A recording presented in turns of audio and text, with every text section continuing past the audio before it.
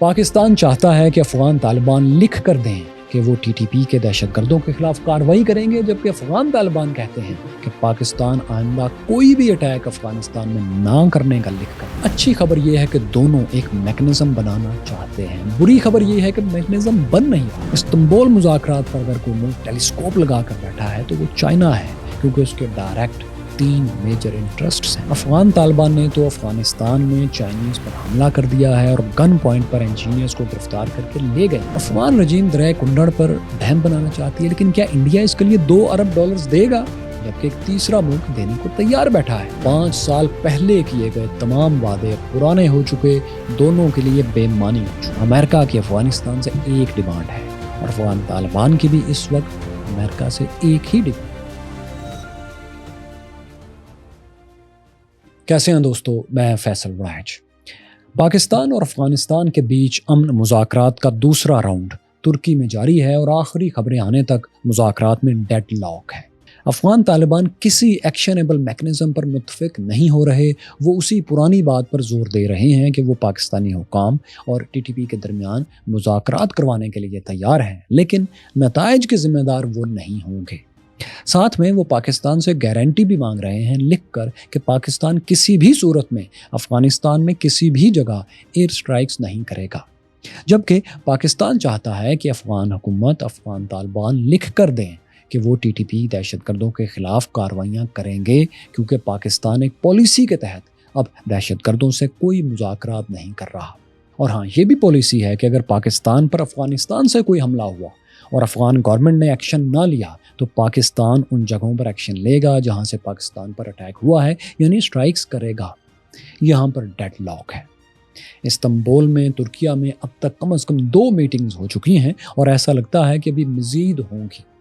اسی راؤنڈ میں یا پھر کچھ وقفے کے بعد ہوں گی۔ ترکیہ میں اس وقت جس قسم کا ڈائلاگ ہو رہا ہے وہ 18 اکتوبر کے دوحہ قطر کے ایگریمنٹ سے لنکڈ نیکسٹ لیول کا ہے، مطلب اگلا مرحلہ ہے جس میں ایکشنز طے ہونا ہے۔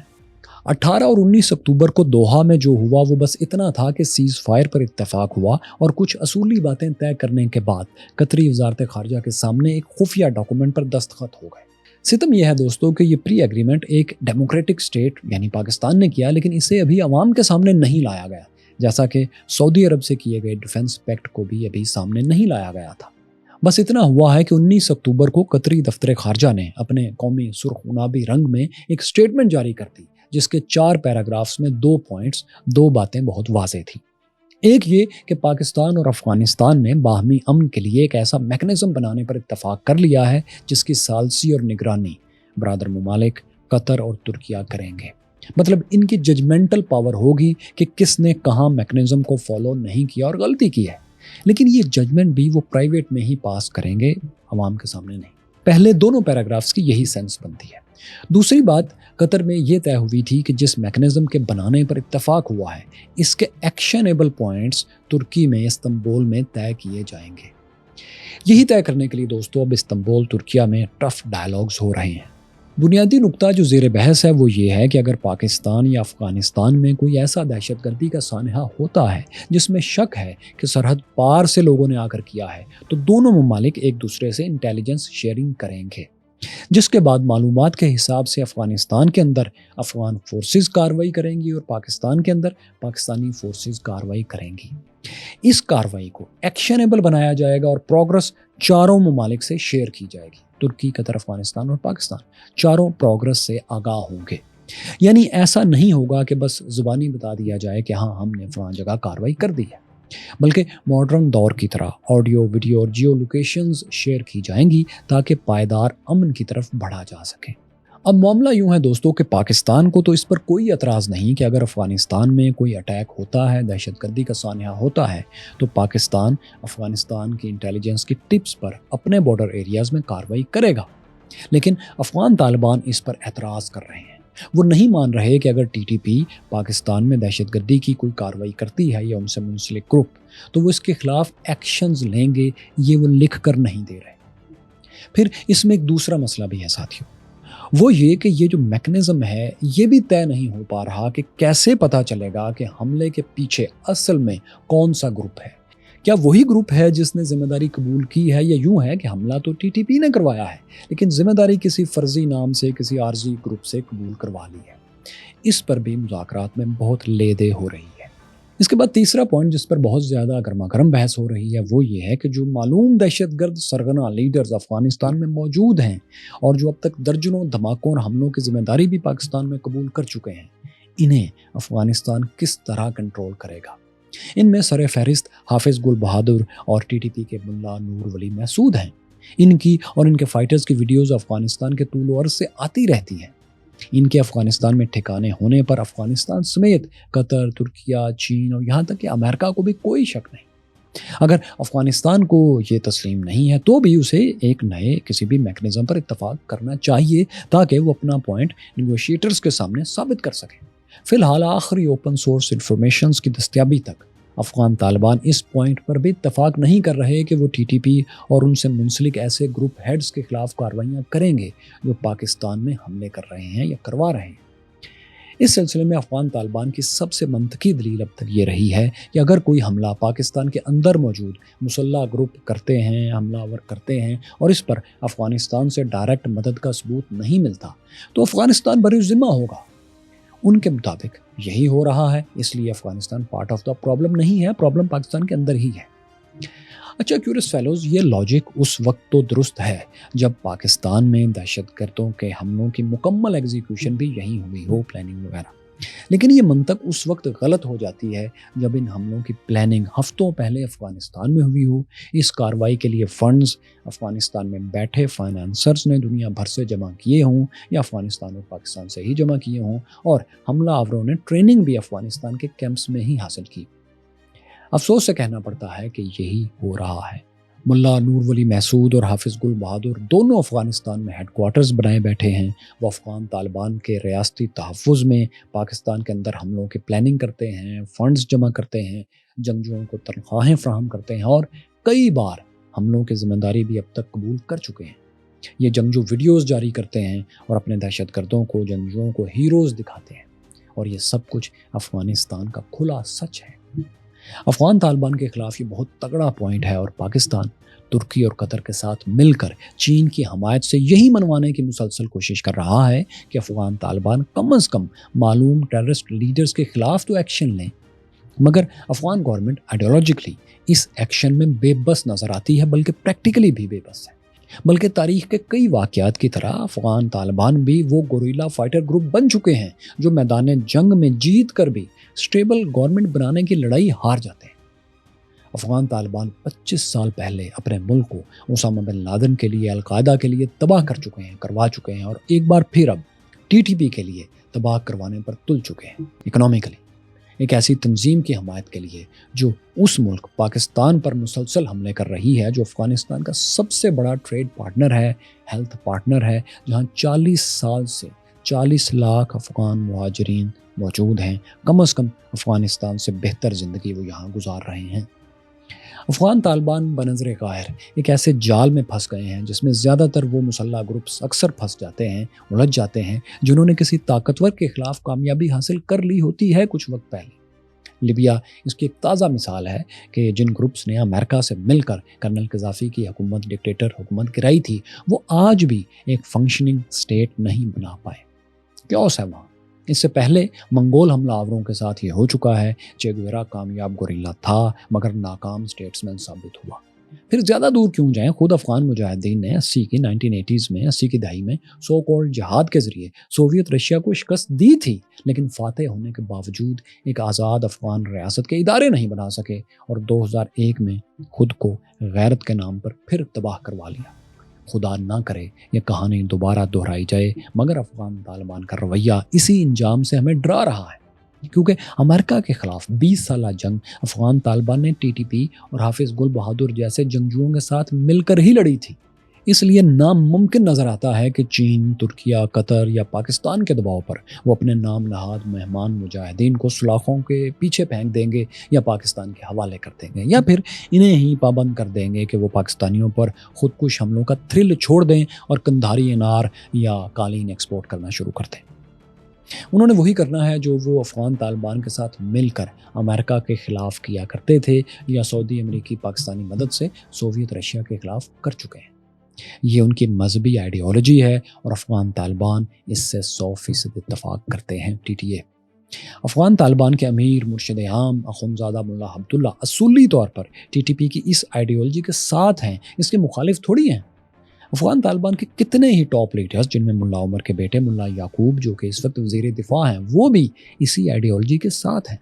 ان کے وزیر تعلیم اور وزیر خارجہ سے لے کر نہ جانے کتنے میجر لیول کے افغان طالبان لیڈرز ہیں جو چاہتے ہیں کہ افغانستان کی کامیابی، افغانستان کی امریکہ کے خلاف جو لڑنے کی تاریخ اور نظام ہے، اس ساری تاریخ کو پاکستان میں دہرایا جائے، یعنی یہاں بھی سو کالڈ مغرب زدہ حکومت گرا کر ویسی ہی مذہبی ملائی ریاست بنائی جائے جیسی کہ افغانستان میں ہے، جو کہ ملاؤں کے فتووں پر چلتی ہے۔ یہی لوگ مذہبی طور پر ویسٹرن سپورٹڈ اشرف غنی حکومت کے خلاف حملے کرنا جہاد سمجھتے تھے، ٹی ٹی پی ان کے ساتھ تھی، تو اب ٹی ٹی اے کس منہ سے اپنے انہیں ٹی ٹی پی ساتھیوں کو وہی کام کرنے سے روکیں گے جو ان کے ساتھ مل کر ثواب سمجھ کر وہ 20 سال کرتے رہے ہیں۔ اس لیے دوستو، جب تک افغان طالبان کابل کے حکمران ہیں اور ملا عبداللہ ان کی لیڈرشپ میں ہیں، ایسی توقع کرنا مشکل ہے کہ وہ پاکستان سے متعلق دہشت گردوں کو روکنے کے لیے کوئی سخت اقدام کریں گے۔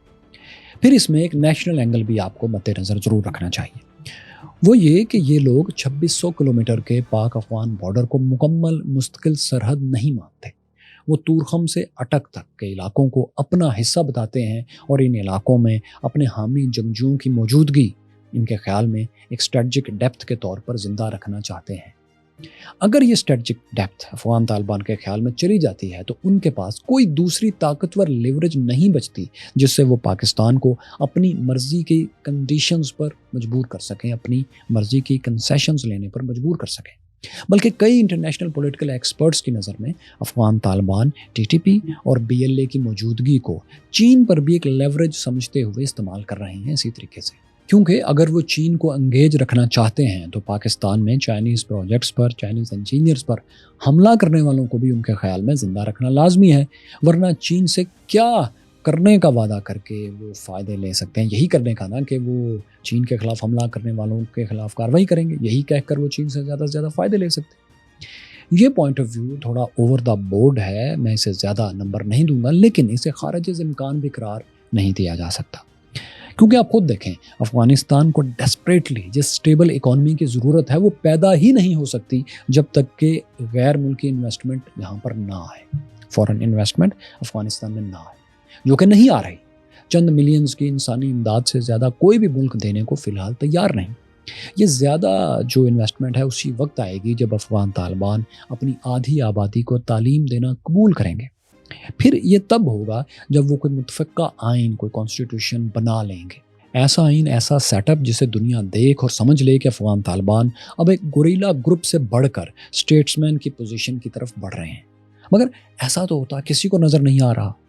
کوئی غیر ملکی بڑی انویسٹمنٹ بھی کہیں کیوں کرے گا کابل میں؟ ایسے میں دوستو چین ہی وہ واحد آپشن ہے جس سے افغان طالبان زیادہ سے زیادہ فائدے کی امید رکھ سکتے ہیں۔ بلکہ آپ کو سچ بتائیں تو 2 سال سے زیادہ ہو گئے ہیں افغان انرجی سیکٹر میں انویسٹمنٹ بھی چائنیز ہی کر رہے تھے۔ ہر روز 12,000 بیرل آئلز بھی افغانستان کی زمین سے یہی لوگ نکال کر پروڈیوس کر رہے تھے، مگر افغان طالبان کے انٹیلیجنس اہلکاروں نے چائنیز انجینئرز کو ٹارچر کیا، یہاں جا کر انہیں گن پوائنٹ پر ڈیٹین کیا، گرفتار کیا اور کابل میں لا کر بند کر دیا اور شہر چھوڑنے پر پابندی لگا دی۔ چین سے انہیں دراصل کچھ انویسٹمنٹ ریلیٹڈ شکایات تھیں، کچھ ڈیلیز تھے، مگر چین پر دباؤ کے لیے انہوں نے وائلنس کو استعمال کیا، انجینئرز پر حملے کیے، جس پر چین نے یہ آئل ڈیل جو تھی اس کو کینسل کر دیا اور کہا کہ افغان طالبان کے بزنس کرنے کے طریقے بدماشوں والے ہیں، ڈاکوؤں والے ہیں، ڈونز والے ہیں۔ یہ خبر ٹویٹر پر بھی چھائی رہی اور کئی انٹرنیشنل اخبارات میں بھی چھپی۔ شاید اسی خبر کو سامنے رکھتے ہوئے کہا جا رہا ہے کہ افغان طالبان ان گروپس کو، ان دہشت گرد گروپس کو بھی مکمل طور پر کھونا نہیں چاہتا جو پاکستان میں یا اس خطے میں چائنیز انٹرسٹس کو نقصان پہنچا رہے ہیں۔ یہ بالکل ویسی ہی کہانی لگتی ہے، اس سے ملتی جلتی لگتی ہے جو افغانوں نے انگریزوں کے ساتھ فرسٹ اینگلو افغان وار کے دوران کیا تھا، دراصل کابل کے سرداروں نے کیا تھا۔ ہوا یہ تھا کہ برطانیہ نے کابل میں اپنی فوج تعینات کی تھی، لیکن اس کی سپلائی لائن جو جلال آباد سے کابل آیا کرتی تھی، اسے محفوظ بنانے کے لیے کابل کے سرداروں کو سالانہ 6,000 پاؤنڈز دینے کا معاہدہ کیا گیا۔ اس معاہدے کی وجہ سے انگریزوں کی سپلائی لائن تقریباً 2 سال تک محفوظ رہی، مگر پھر مالی مشکلات کی وجہ سے حکومت برطانیہ نے یہ 6,000 پاؤنڈ کی رقم آدھی کر کے 3,000 پاؤنڈ کر دی، یعنی ایک فائنینشیل ڈسپیوٹ آ گیا۔ جب افغان سرداروں کو بتایا گیا کہ ان کے ساتھ جس رقم کا وعدہ کیا گیا تھا وہ آدھی کر دی گئی ہے تو وہ آپے سے باہر ہو گئے۔ انہوں نے قرآن پاک پر آپس میں حلف اٹھایا کہ وہ ان دھوکے باز فرنگیوں سے انتقام لیں گے۔ اس کے بعد کابل میں تعینات برطانوی فوج اور ان کی فیملیز پر حملے شروع ہو گئے۔ ان حملوں کی وجہ سے انگریزوں کو کابل چھوڑنا پڑا۔ ان کی پوری فوج جلال آباد جاتے ہوئے راستے میں سرد موسم اور افغان جنگجوؤں کے حملوں کا شکار ہو کر تباہ ہو گئی۔ 16,000 لوگ افغان حملہ آوروں نے قتل کر دیے۔ یعنی ایک بزنس اور ڈپلومیٹک معاملے کو وائلنس سے حل کرنے کی کوشش کی گئی، دباؤ ڈالنے کے لیے قتل و غارت کو استعمال کیا گیا۔ کچھ انٹرنیشنل ایکسپرٹس کو شک ہے کہ افغان طالبان چین اور پاکستان کے ساتھ بھی یہی کر رہے ہیں کہ ڈسپیوٹس کو وائلنس کے ذریعے حل کرنا چاہتے ہیں، دباؤ ڈال کر۔ این ممکن ہے کہ یہ پوائنٹ آف ویو غلط ہو اور افغان طالبان ماضی سے سیکھ کر آگے بڑھ چکے ہوں۔ اب دیکھیں نا، بظاہر تو ایسا کرنا افغان طالبان کی گورنمنٹ کو کولیپس کر دے گا، جو کہ وہ لاجیکلی ہرگز نہیں چاہتے ہوں گے۔ چین اگست میں آئل ڈیل کو ناکام کرنے کے بعد اس سے نکل جانے کے باوجود آج بھی کابل کے ساتھ انویسٹمنٹ کی سب سے حقیقی، قریبی اور قابل عمل آپشنز رکھ رہا ہے۔ بیجنگ منرلز، انرجی، ایگریکلچر، ٹیلی کمیونیکیشنز، انفراسٹرکچر، کنسٹرکشنز اور ہیلتھ میں سرمایہ کاری کرنے کو تیار ہے۔ اس کی کمپنیز کابل کے چکر لگا رہی ہیں۔ صاف ظاہر ہے چین کسی بھی جلد بازی یا جذباتی پن میں افغانستان یا افغان طالبان کو مکمل طور پر کھونا نہیں چاہتا، آخر اس کے ہمسائے ہیں، لیکن اس کے لیے افغان طالبان کو بھی اپنا مائنڈ سیٹ اور طرز عمل تبدیل کرنا ہوگا۔ طاقت اور وائلنس کو اپنے پرپس کے لیے استعمال کرنا چھوڑنا ہوگا، بلکہ پاکستان اور چین کے ساتھ ایسا تعاون مستقل رکھنا ہوگا جس میں دہشت گرد گروپس کو کسی صورت دوبارہ منظم ہونے کی جگہ نہ ملے اور نہ وہ دہشت گردی کے واقعات کو پاکستان، چین، افغانستان تعلقات خراب کرنے کے لیے استعمال کر سکے۔ اسی لیے یہ کہنا بالکل غلط نہیں کہ اگرچہ چین فی الحال قطر اور ترکیہ میں ہونے والے پاک افغان معاہدوں کا پارٹنر نہیں ہے، مگر جتنی بڑی مائکروسکوپ چین نے ان ڈائیلاگ پر لگا رکھی ہے اور جتنا کنسرن چائنا کا ہے، اتنا شاید قطر اور ترکیہ کا بھی ڈائریکٹلی نہ ہو۔ آخر افغانستان چین کا ڈائریکٹ ہمسایہ ہے اور پاکستان میں اس کی اربوں ڈالرز کی انویسٹمنٹس پاک افغان پیس ڈیل سے جڑی ہوئی ہیں۔ دوستو، ان 3 پوائنٹس یعنی مستقل تعاون، ٹی ٹی پی لیڈرز کی گرفتاری، انٹیلیجنس شیئرنگ کے بعد چوتھا پوائنٹ جس پر اتفاق پاکستان اور افغان کے ڈیلیگیشنز میں نہیں ہو پا رہا، وہ مسلح گروپس کی منتقلی ہے۔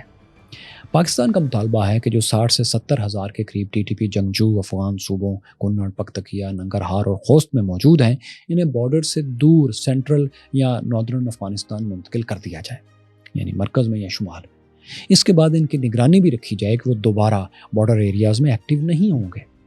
افغانستان یہ شرط ماننے کو تیار ہے، لیکن اس کے لیے بقول وزیر دفاع خواجہ آصف افغان طالبان 10 ارب روپے مانگتے ہیں۔ پاکستان یہ رقم دینے کو تیار بھی ہے، پہلے بھی کچھ رقم اس سلسلے میں دی گئی تھی، لیکن طالبان اس منصوبے کی تکمیل کی گارنٹی نہیں دیتے۔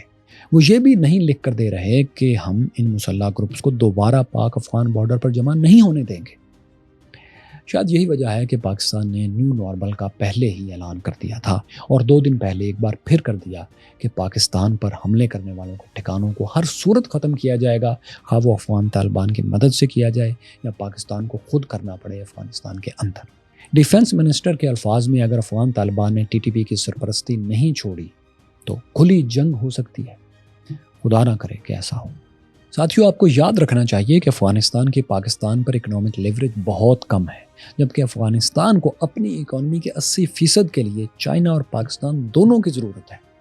پاکستان سے اس کا ٹریڈ والیوم 1 بلین سے زیادہ کا ہے اور 2 بلین کے قریب چین کی انویسٹمنٹس بھی اگر ساتھ رکھ لیں تو اس کے ساتھ والیوم ہے۔ ایسے میں افغان طالبان کے لیے اس سے اچھی آپشن ہو نہیں سکتی کہ وہ چین اور پاکستان کے جینوئن کنسرنز کو ایڈریس کرے اور اپنی اسٹیبلٹی کے ساتھ پاکستان کی اسٹیبلٹی کا بھی خیال کرے،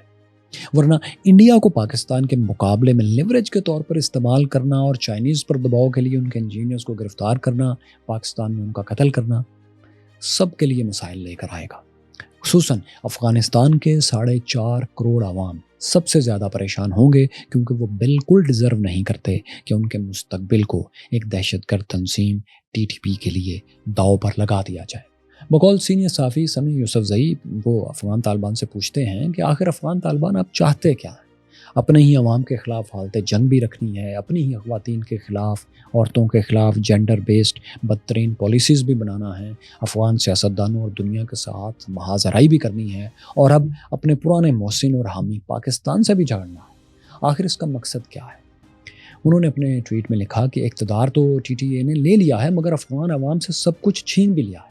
افغانستان اب مزید جنگ نہیں چاہتا، بلکہ امن، تعلیم اور عزت چاہتا ہے۔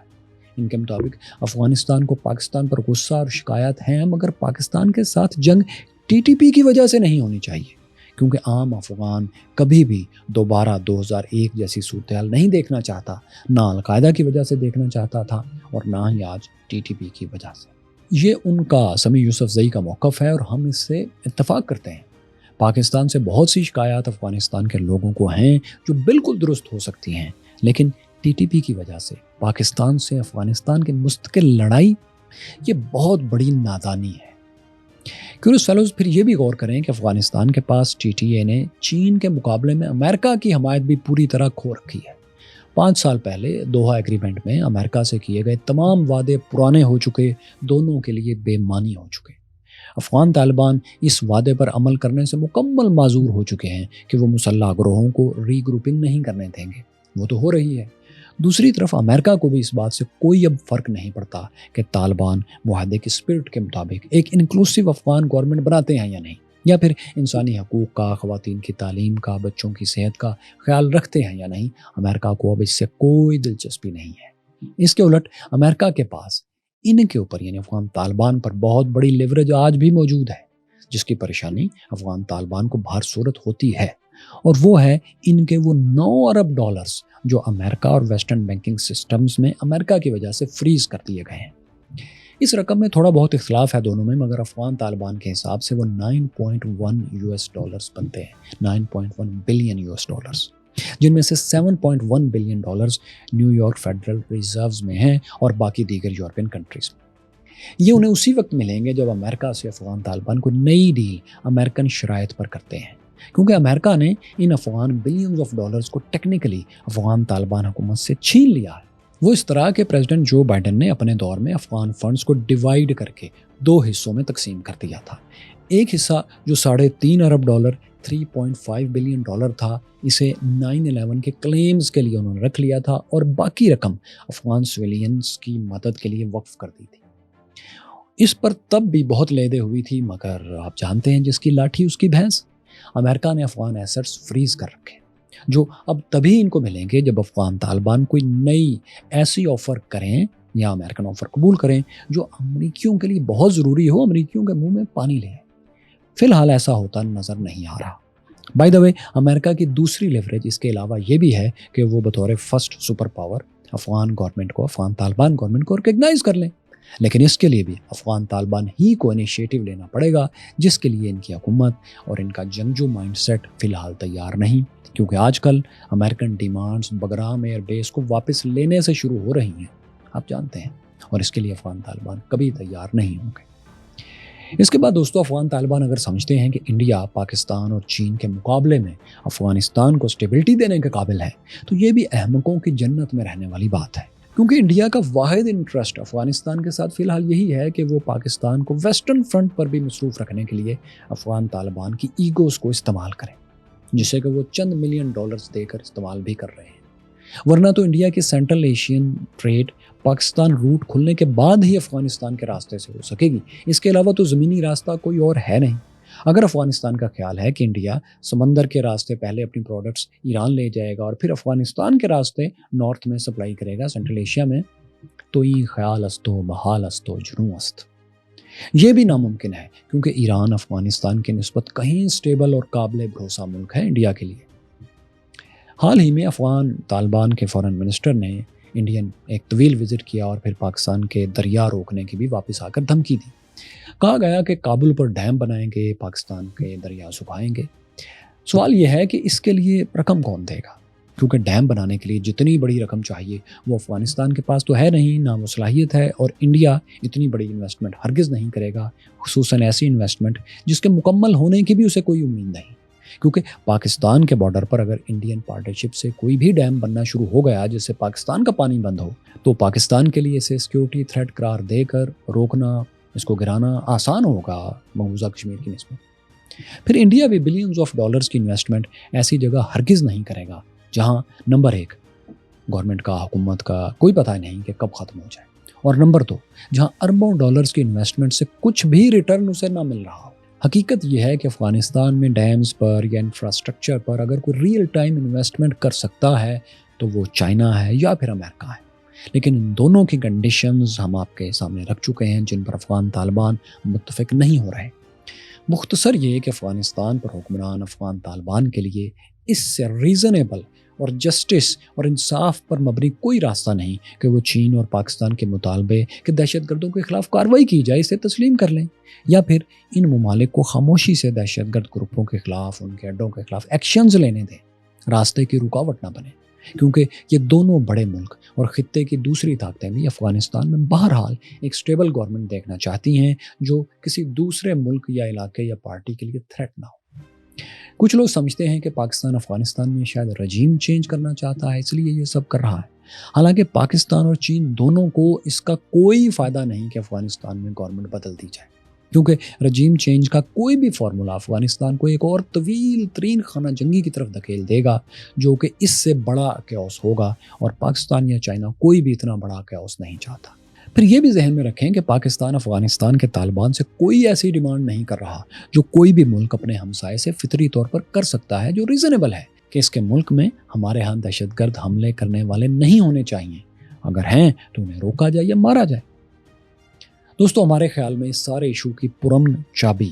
اس کو حل کرنے کی کنجی جس جگہ پر ہے وہ قندھار ہے۔ اگر افغان طالبان کے امیر اور مرشد عام اخندزادہ ملا عبداللہ اپنے خیالات تبدیل کر لیں یا ان کی جگہ کوئی ریفارمسٹ ملا، جدید دنیا سے مل کر چلنے والا کوئی ملا امیر افغان طالبان کا آ جائے تو شاید صورتحال بدل جائے،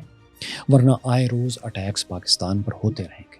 دونوں کے تعلقات خراب ہوں گے، اور 4.5 کروڑ افغان شہری اور 7 کروڑ پاک افغان بارڈر پر رہنے والے پاکستانی اچھی زندگی کے خواب سے دور رہیں گے، مستقل خطرے میں رہیں گے۔ 2 ہفتوں سے آپ جانتے ہیں کہ تورخم، غلام خان، انگور اڈا اور چمن بارڈرز بند ہیں، تجارت بند ہے۔ دونوں ملکوں کے کروڑوں لوگ یہ ڈیزرو نہیں کرتے کہ انسانوں کے قاتل ایک کل عدم گروپ کو تحفظ دینے کے لیے ان سب کو یرغمال بنایا جائے، ان کی زندگیوں سے کھیلا جائے۔